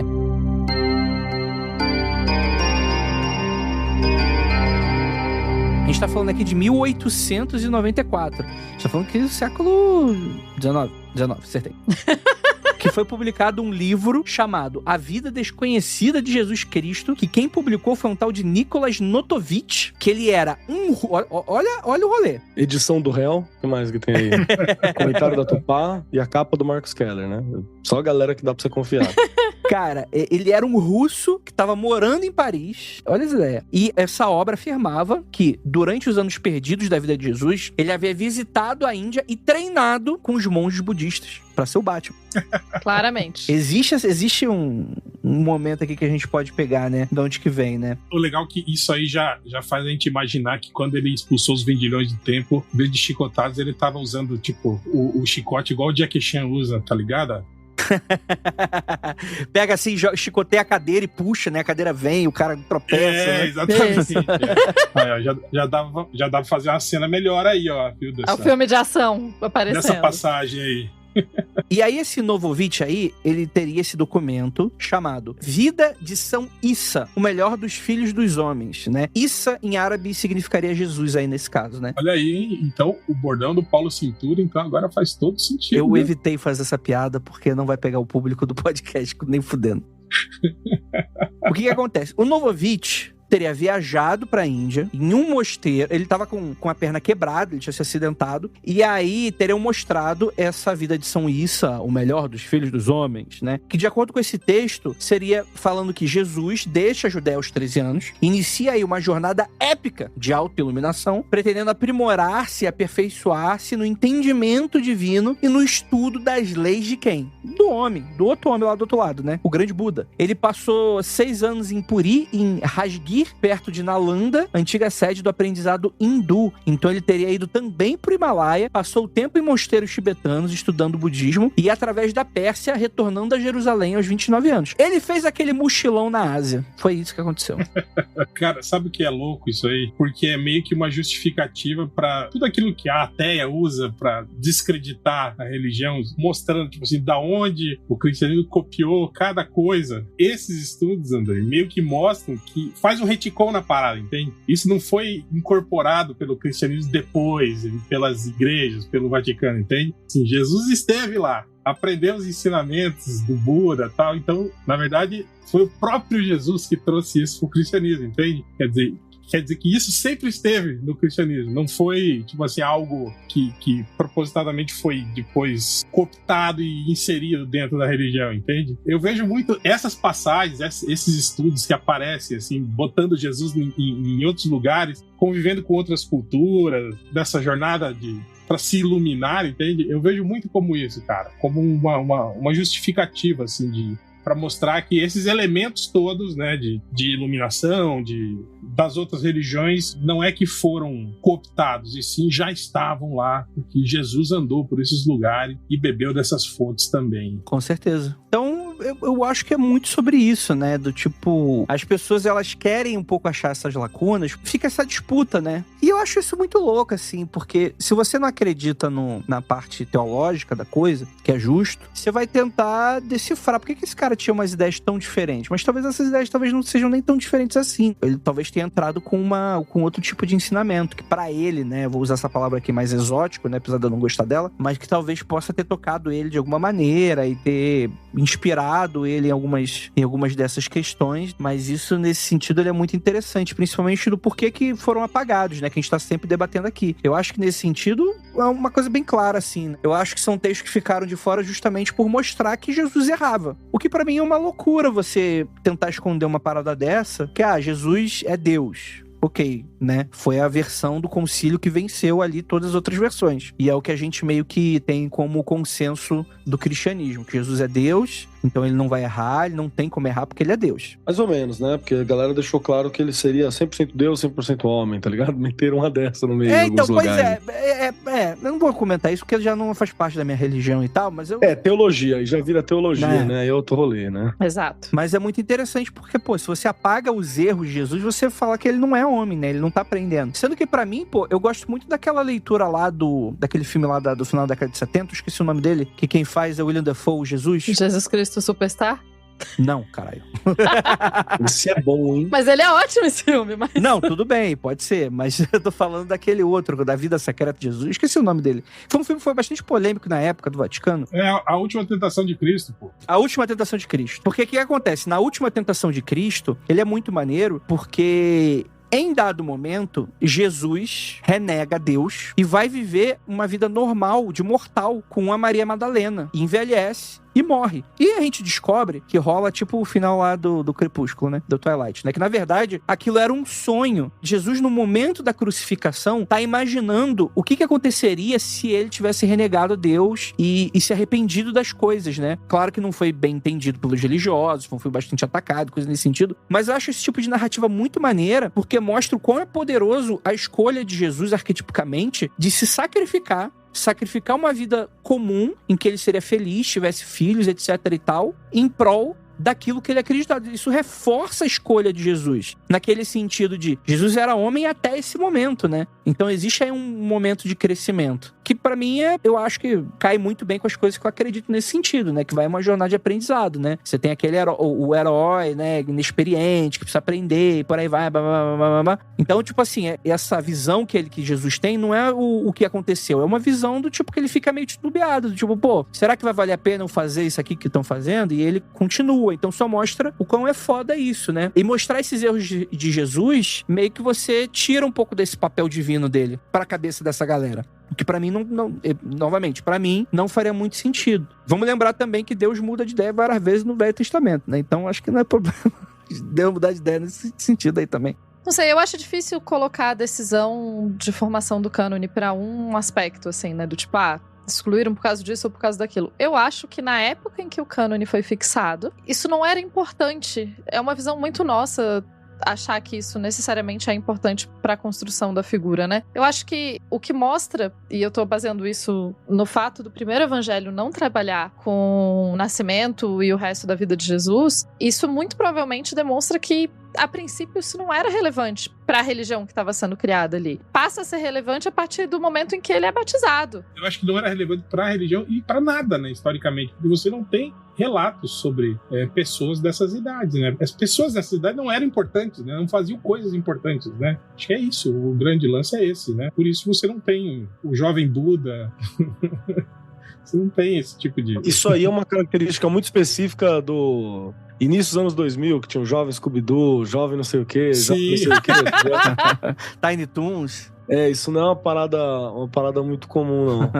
Tipo, não tinha um CEO da Disney naquela época pensando nisso, dentro da... Sim. E também eu tô pensando aqui, eu posso estar falando merda e tá tudo bem, um podcast, né? Qualquer merda que eu falar aqui vai ser menos do que muita gente tem falado por aí. Que é esse tipo de narrativa que vai se importar com o desenvolvimento mesmo ao longo da vida. Tipo, o jovem fez isso, tal, fez isso, que é esse... Como é que era em alemão? Bildungsroman, acho que é Bildungsroman, que é o coming of age, né? Esse tipo de estou envelhecendo e tal. Isso é um rolê que vai começar com o Wolfgang von Goethe, né? É ele que é o cara que vai fazer aquela primeira história dos anos de aprendizado de Wilhelm Meister, que é o primeiro que vai descrever a vida de alguém assim desde o começo, tá ligado? Senão não era importante mesmo. Acho que a Tupá acerta muito nessa questão. Tipo, ninguém ligava. Não é importante. A gente só vai achar isso como algo literário de valor, inclusive como gênero literário, né? Bem mais pra frente, muito mais pra frente. Mas esse negócio de gênero literário é importante? Claro, a Bíblia tem uma porrada de gênero literário lá dentro. Praticamente todos os gêneros literários importantes até o momento que ela foi escrita está lá, sabe? Eu acho que... Não sei se tem alguma coisa de fora de todos os gêneros que estavam em desenvolvimento no período. Pelo menos os gêneros literários que eram importantes para os judeus e posteriormente para os outros povos estão tudo ali. Tá, vamos lá. Inclusive tem poesia, a gente estuda, a gente classifica e daí tem toda uma treta entre acadêmicos. Tem putaria! Se faz sentido classificar desse jeito, porque provavelmente não era a forma que as pessoas classificavam na antiguidade, enfim. Mas é interessante esse rolê da gente, né? Tipo, não necessariamente isso era importante, não necessariamente as pessoas não é que as pessoas não tivessem curiosidade, porque o fato de ter evangelhos que contam esses pedaços diz que tinham. Mostra que tem curiosidade. Né? Alguma curiosidade rolava, mas não era o fundamental da mensagem que estava sendo passada. Além disso, tem algumas evidências, tem alguns acadêmicos que vão falar e vão mostrar, tem evidências nos evangelhos que falam que, na real, ele estava sendo carpinteiro. E isso aparece em alguns momentos, tanto num dos primeiros momentos que Jesus vai pregar e que daí o pessoal fala, ele é só um carpinteiro, por que a gente vai ouvir ele? E daí tem algumas outras versões do mesmo texto que falam, ele é só filho de um carpinteiro. Mas se a gente considerar questões da época, é muito provável, né, considerando um ser humano normal, assim, se o pai dele era carpinteiro, é provável que ele fosse carpinteiro também. E esse período ele tava aprendendo a ser carpinteiro, que é um negócio que dá trabalho de aprender. Você não aprende em 2 dias, né? Não importa que você tem superpoderes, você não. Lembrando ainda que o carpinteiro fazia de tudo, né, naquela época, de casa à mesa, sabe? Você tinha o carpinteiro fazendo alguma parada. Já pensou, hoje que a gente vai fazer isso? Assim, vamos fazer uma história em que Jesus constrói a própria cruz e ela volta lá no fim, tá ligado? É uma arma de Chekhov. Jesus construindo cruz aqui, lá no fim é a que vai ser crucificado. Isso é um rolê de hoje, né? Tem um coach que viralizou outro dia, falando que ela vai. Jesus não é contra a pobreza, inclusive ele era rico, porque ele era carpinteiro. O pai dele era rico, né? Porque carpintaria era uma empresa, né? Então fica aí o adendo aí pra... Empreendedor. Claramente rico. Claramente rico. Carpinteiros eram ricos. E além disso, né, assim, você tem menções nos próprios evangelhos dizendo isso, que ele é filho de carpinteiro, enfim. Você tem, posteriormente, toda aquela questão que vai ser trabalhada, especialmente nas cartas, né, falando como Jesus teve que ser humano e um humano normal para poder depois ser divino, e então que ele teria essa parte da vida dele seria a parte humana em que ele não fez nada, tipo, ele foi carpinteiro, e daí talvez por isso ninguém tenha escrito muita coisa, que é tipo, daí ele foi carpinteiro, aí ele, sei lá, aprendeu a fazer uma mesa, aí ele aprendeu a fazer uma cadeira, aí ele tipo, era muito interessante. Que série merda, hein? E série ruim que é essa. Eu sou mais a versão do réu, cara, que tá falando sobre o cara que vai lá e treina com mestre ancião de Libra e sobe as montanhas do não sei o quê e endireita, sei lá o que, da China, sacou? Mais legal, pô. Isso aí que a Tupá tava falando sobre o lance das traduções, eu lembro, acho que foi aquele evangelho de Judas que apareceu ali nos anos 70, meio que dava um plot twist, até que o Raul Seixas fez música dizendo que na verdade o Judas tinha sido instruído por Jesus, então a traição na verdade era um combinandinho que eles tinham e não sei o que, rolou isso, e aí alguns anos depois falaram que não, que essa versão desse documento que foi apresentado, na verdade era um erro de tradução, e na verdade não era isso, né? Tipo assim, os caras descobriram um documento, traduziram e deram toda uma nova versão pra parada, e olha só que genial, não sei o que. Aí, tipo assim, 2 anos depois, os caras falaram, não, gente, não era não, viu? Foi mal, gente, tava doidão, né? Volta como era antes, viu? Foi um erro de tradução aqui, ó. Porque se você for ver, por exemplo, os textos no original, né? Mas isso eu acho que vale mais pro Antigo Testamento, né? Na parte hebraica, você tem muito daquela questão da gematria, que o pessoal fala que tem a Bíblia escondida dentro da Bíblia, né? Que, na verdade, cada palavra ali tinham valores e que significavam outras coisas, né? Coisas desse sentido, né? Mas é o tipo de coisa que é muito doida, né? Esses erros de tradução, por exemplo, lá... No Velho Testamento, talvez. No Novo é mais difícil, né? Pois é, no Novo é mais difícil. Porque nem em hebraico foi escrito, né? Mas beleza.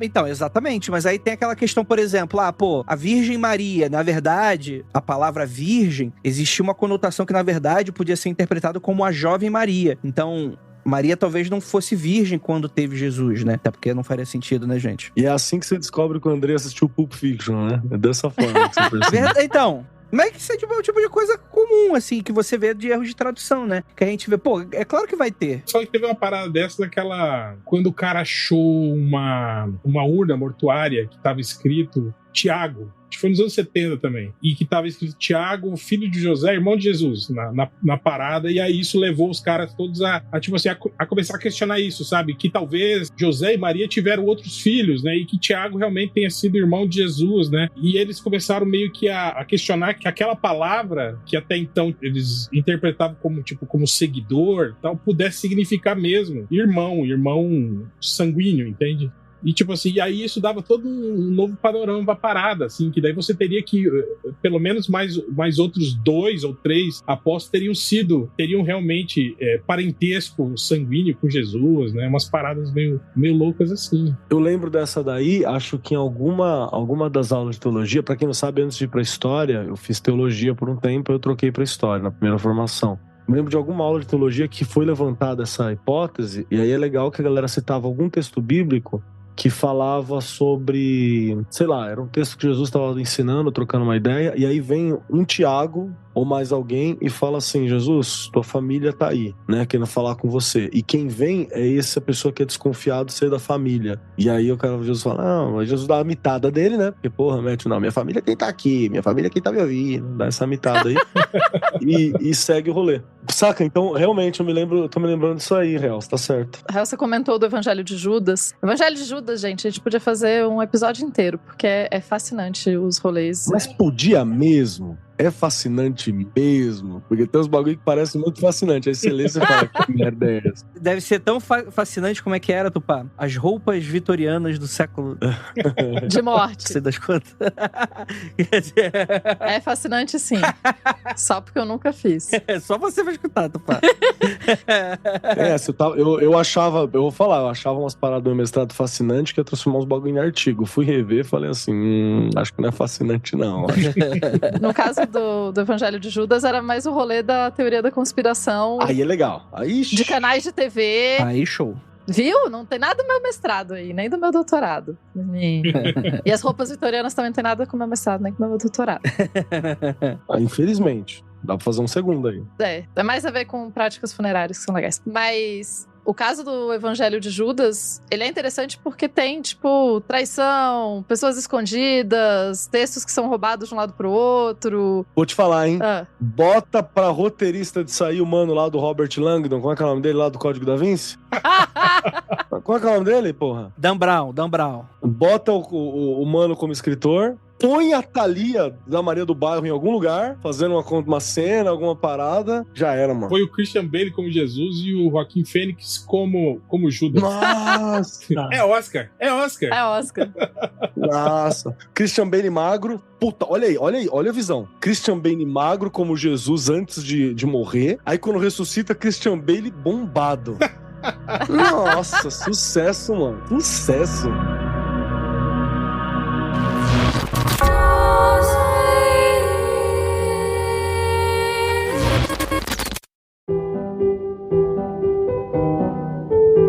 Sobre a questão das traduções, vocês estavam comentando, eu não diria que são erros de tradução. Porque traduzir, vocês sabem que é um negócio muito complexo, né? Então, às vezes, uma palavra não tem uma tradução exata em outra língua e você vai tentar traduzir do jeito que funciona mais ali. Quando a gente trabalha com esses textos, a gente tende a pegar, por exemplo, eu trabalhei com o livro de Tobias. Aí, a passagem que eu tava estudando, eu pegava ela em, 30 manuscritos diferentes da antiguidade, comparava palavra por palavra que eram utilizados em todos esses manuscritos, pra saber quais eram as variantes de língua e tentar entender quais as variantes, e a partir daí que você pensa, quem traduz a sério, né, os tradutores que fazem trabalho de tradução, vão olhar esse tipo de variação. Então, muitas vezes não tem uma tradução melhor do que a que foi. Não, mas eu não tô criticando, isso não é crítica literária, a adaptação, Tupá.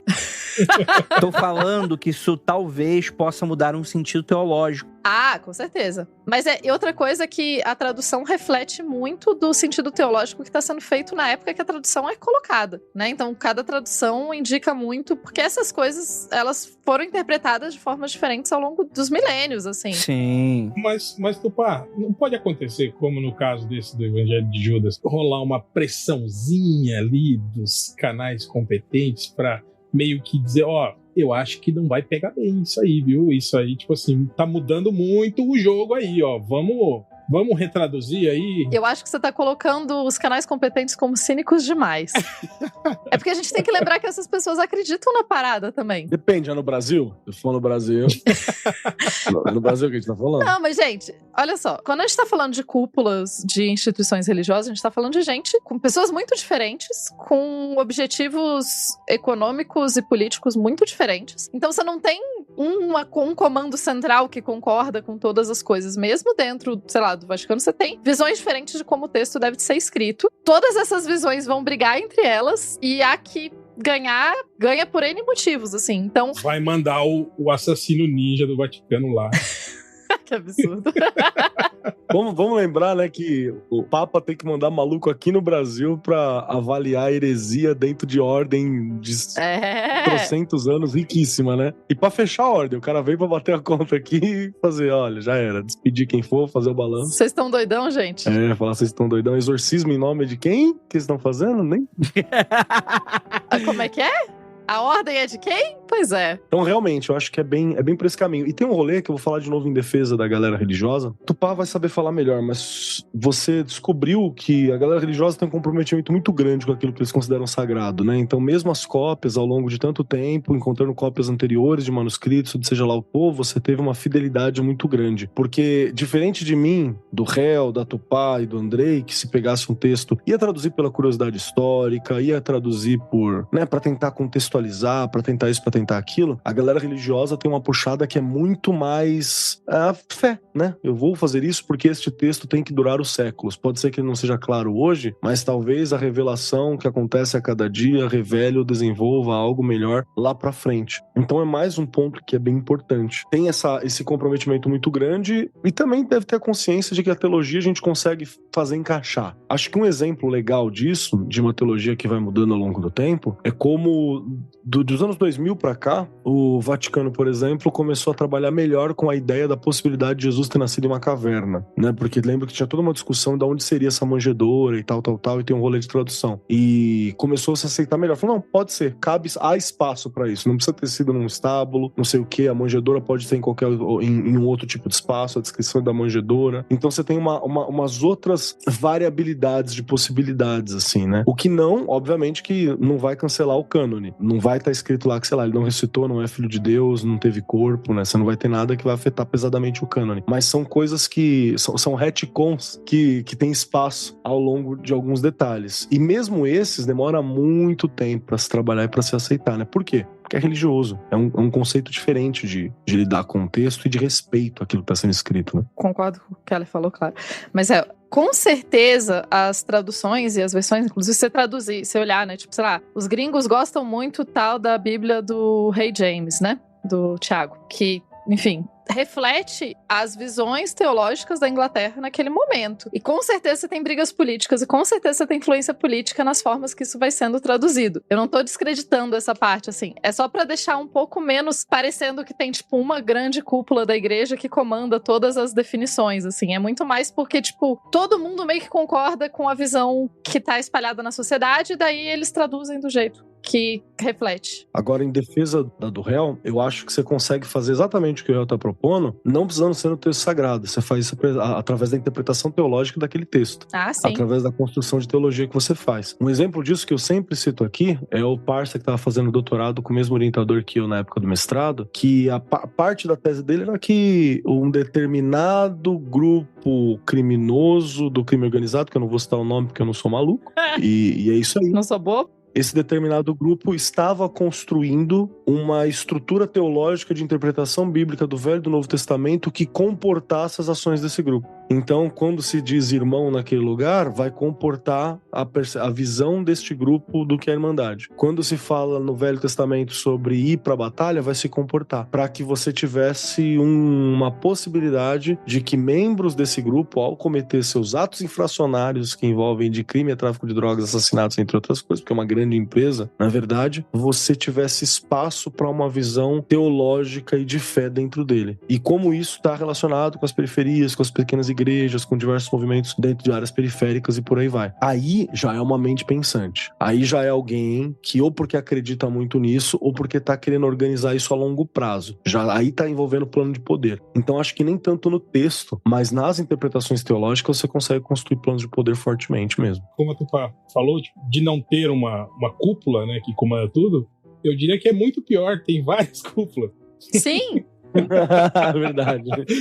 Concordo. Não. Mas é isso, só uma brincadeirinha, gente. Não, mas é a parada, né? Assim, é difícil. Esse bloco organizado em geral, é mais complexo. Tem milhares de blocos organizados que estão se debatendo ali pra ver quem que vai pegar. E, gente, se não desse treta, se não tivesse gente há mais de 2000 anos pensando no rolê, a gente nem tinha teologia. É isso que eu tô falando. Por exemplo, o que o Keller falou agora aí desse grupo que tá, digamos assim, criando uma sharia aí nova da religião, né, pra tentar justificar suas ações. A gente tem que pensar que, historicamente, isso aconteceu com diversos desses textos que estão aí, né? inclusive que fazem parte da Bíblia, é isso, gente. Tipo assim, sempre há um viés, né? Na história que é contada, né, gente? E, às vezes bem feito, como ao longo dessas épocas, às vezes em processo de ser feito como esse estudado pelo amigo, às vezes mal feito como o coach do Andrei, né? Tá falando que o cara é Deus a favor da riqueza, porque o cara é carpinteiro, né? Carpinteiro tem MEI.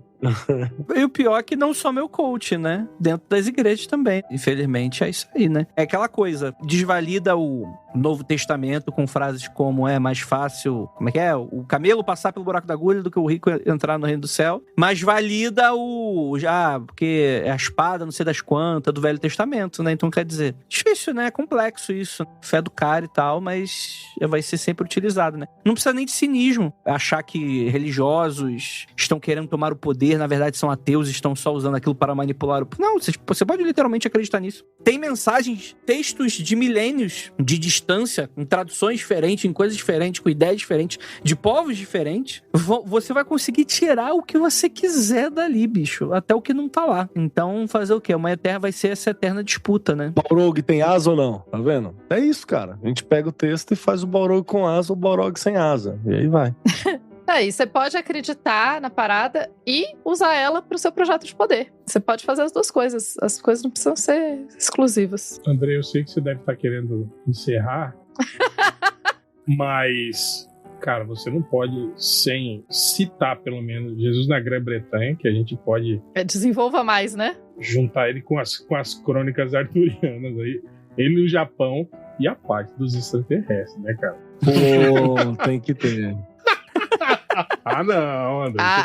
Tem que ter extraterrestres. Tem que pelo menos citar. Ó, aqui a gente tem duas formas. Ou tem que ter o comprometimento numa parte B em breve, ou tem que falar hoje. Você tem que fechar em um desses dois. Tá bom, vamos lá.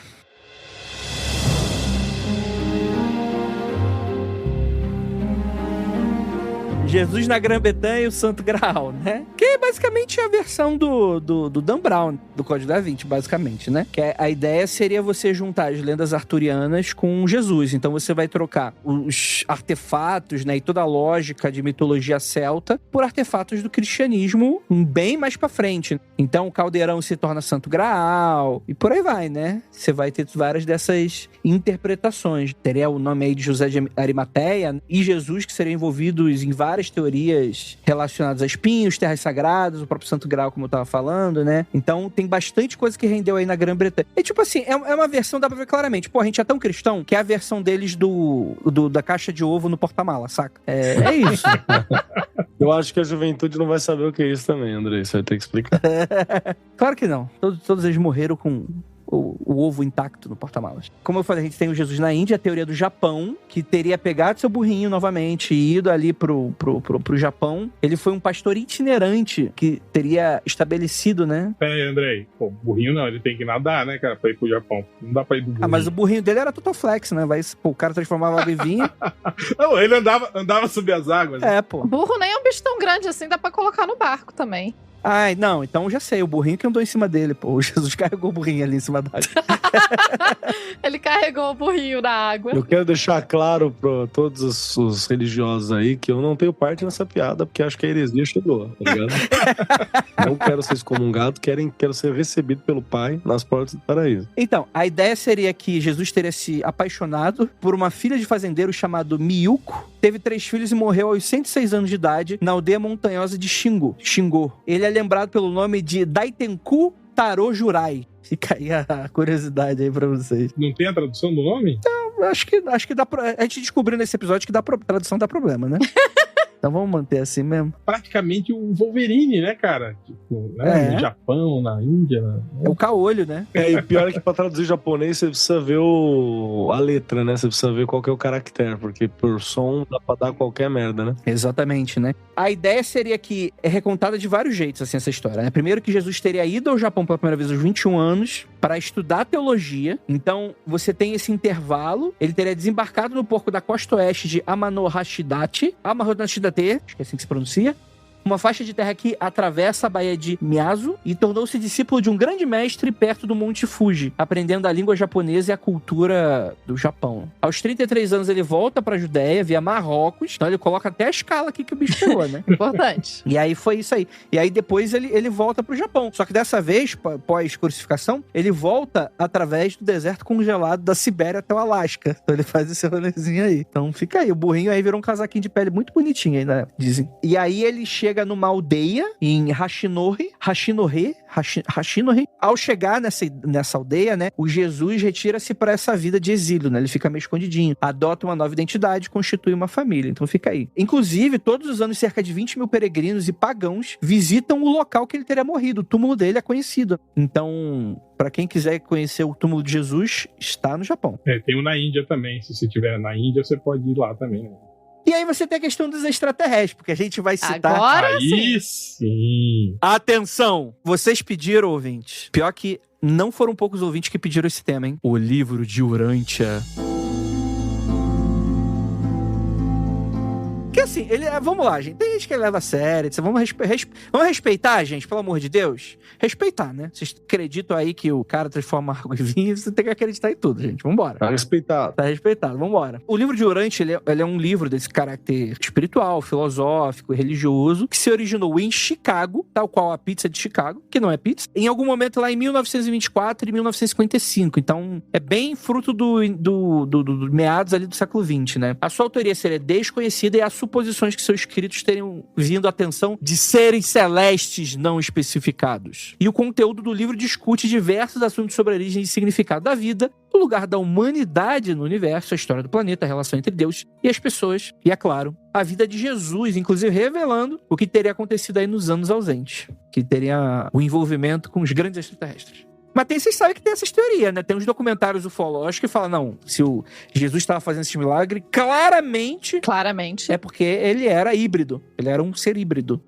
Cara, eu vou te falar, quando eu era jovem e eu e alguns amigos resolvemos montar um estúdio de desenhos e estudos para a criação de material paradidático, tínhamos eu, que era um cético, tínhamos um adventista de sétimo dia, um espírita, kardecista, e um cara que era de uma religião, que eu não lembro o nome, mas que tinha muito do espiritismo, mas que juntava com esse rolê do extraterrestre aí, que Jesus era extraterrestre, e os extraterrestres estavam voltando e blá blá blá, mas também se mesclava muito com o espiritismo, e eu não lembro exatamente a denominação que essa religião tinha. Então você imagina que a gente ficou uns 3 anos trabalhando junto, a noite inteira, a gente trabalhava à noite, né, depois dos empregos e das aulas da faculdade, ficava até 2, 3 horas da manhã lá, produzindo material, e era só, tipo, um enchendo o saco do outro, tirando sarro do outro com relação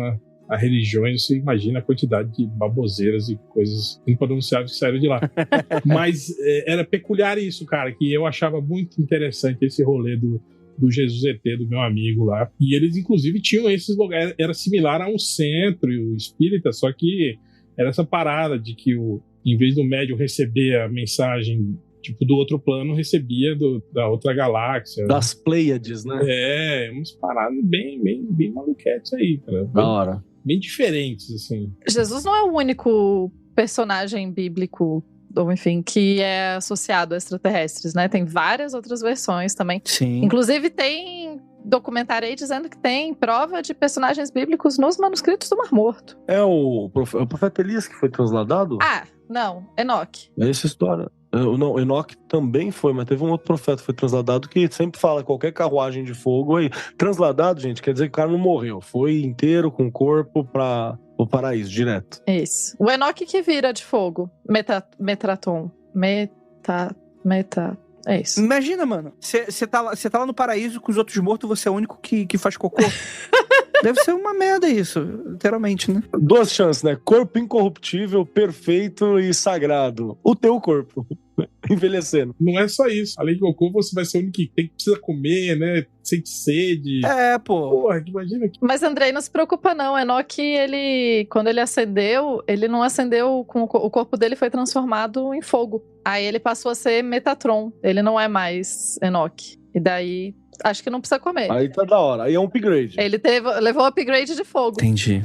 Não tinha umas paradas de iconografia, uns desenhos produzidos ali na Idade Média, que tinha umas paradas assim, Não, isso eu acho que é outra coisa, sim. Desenhada. Mas teorias ufológicas, o pessoal fala muito de... eu acho muito foda que esse episódio ele virou outra parada, né? Vambora. De Jesus jovem, a gente tá em teorias ufológicas de Jesus. Quem liga, né? O título desse episódio vai ser Apócrifos 3, um barato é louco. Aí vai ser o nome do título desse episódio. Mas tem teorias ufológicas que falam sobre aquela imagem dos anjos, dos serafins, dos tronos, né? Que tem anjo que... A gente já gravou nosso episódio sobre anjo. A gente falou que é meio fake essa ideia que anjo é sempre aquela criatura monstruosa, né? Não, tem anjo que... Não, vamos puxar um grau. A gente gravou e falou disso muito bem, muito completo, uns 5 anos antes do TikTok existir. Quanto mais descobrir, tá ligado? Que o anjo é assim. Que hoje sempre me aparece um aluno, se eu falar uma coisa, fala, professor, olha só, falaram que na Bíblia o anjo é assim. Eu falei, mano, a gente falou disso tem 7 anos. Pois é, né? O mundo freak já tirou essa fake news. E em qual passagem, né? Qual anjo? Não, mas é que tem aqueles anjos lá com vários olhos, né? Que é descrito e tal, aquelas dos tronos de Deus. Mas aí, porque eu não vou entrar nesse assunto, pelo amor de Deus, já quero ver esse episódio.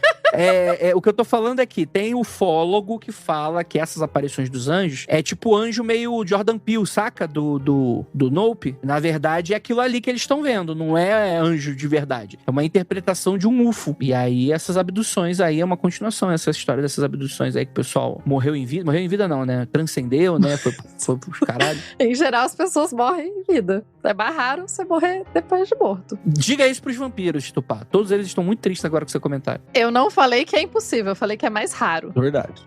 Então é isso, né, gente? Tá na hora de encerrar, né? Quando a gente chegar no Jesus alienígena é porque tá na hora de encerrar esse episódio. Cara, esse episódio, bicho, é isso aí, virou isso aí. Olha quem você juntou. Não, esse aqui é o Apócrifos 3, Em Busca da Excomunhão, né? Esse é o título do episódio. Mas vocês são batizados? Se vocês não forem batizados, não dá pra ser excomungado. Eu sou, infelizmente. Mas toma aí, igreja, faz o que quiser comigo. Capaz de alguém batizar a gente só pra ter o prazer de excomungar, com certeza. Gostaria de agradecer a todos vocês que ficaram até aqui antes que alguém me interrompa e que esse podcast continue por mais 10 minutos. Muito obrigado por essa mesa maravilhosa estar aqui com a gente. Ninguém precisa de abate nessa porra, não. Vai tomar no cu. Acabou o podcast. É isso aí. Vem, Metatron. Vem. Vamos transcender. Não olhe para trás.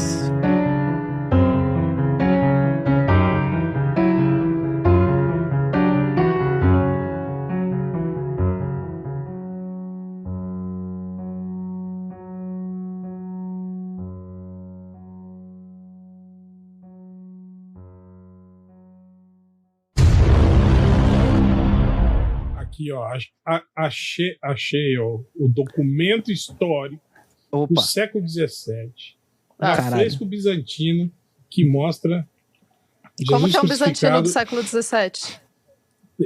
É do History. Então, por isso. Tá, obrigada. É do History Channel. Então, mostra aqui, ó, Jesus crucificado e discos voadores voando ali ao redor dele. Fica aí. Claramente, History Então, Channel aí, nosso maior revelador da teologia atual. E o Brian tá do lado, né? Jesus. No quadro. Vida de Brian. Jesus do South Park também. Repetindo aqui, Vida de Brian, um dos melhores filmes já feitos sobre Jesus. Então, isso de acordo com vários acadêmicos. Muito bom com a fonte. De acordo com os meus amigos que assistiram esse filme comigo 5 horas da manhã. Não, tem E são acadêmicos. São acadêmicos, no caso. Mas tem, inclusive, um livro escrito Jesus e Brian, que foi de uma conferência dos Monty Pythons. Quer dizer, sobre Monty Python no mundo acadêmico, em 2014 foi essa conferência. Muito bom. Deve ter sido uma conferência divertidíssima, Tupá. Foi Era genial. outro tempo, né? A gente tava mais feliz, né? Tava tudo mais simples, a União Europeia tava mais legal, não tinha tido Brexit, né? Eu tava começando o tinha... doutorado, eu achava que a vida era linda. Então, vamos discutir o quê? Vamos discutir uma coisa super importante, super documento? Não, vamos discutir vida de Brian. E aí, é isso aí, vamos embora. Vem, Metatron, vem, vamos transcender. Não olhe para trás. Dorime. Os ratinhos dançando. Amém. Pode parar a gravação aqui? Pode parar. Este programa foi produzido por Paratopia Podcast Storytelling.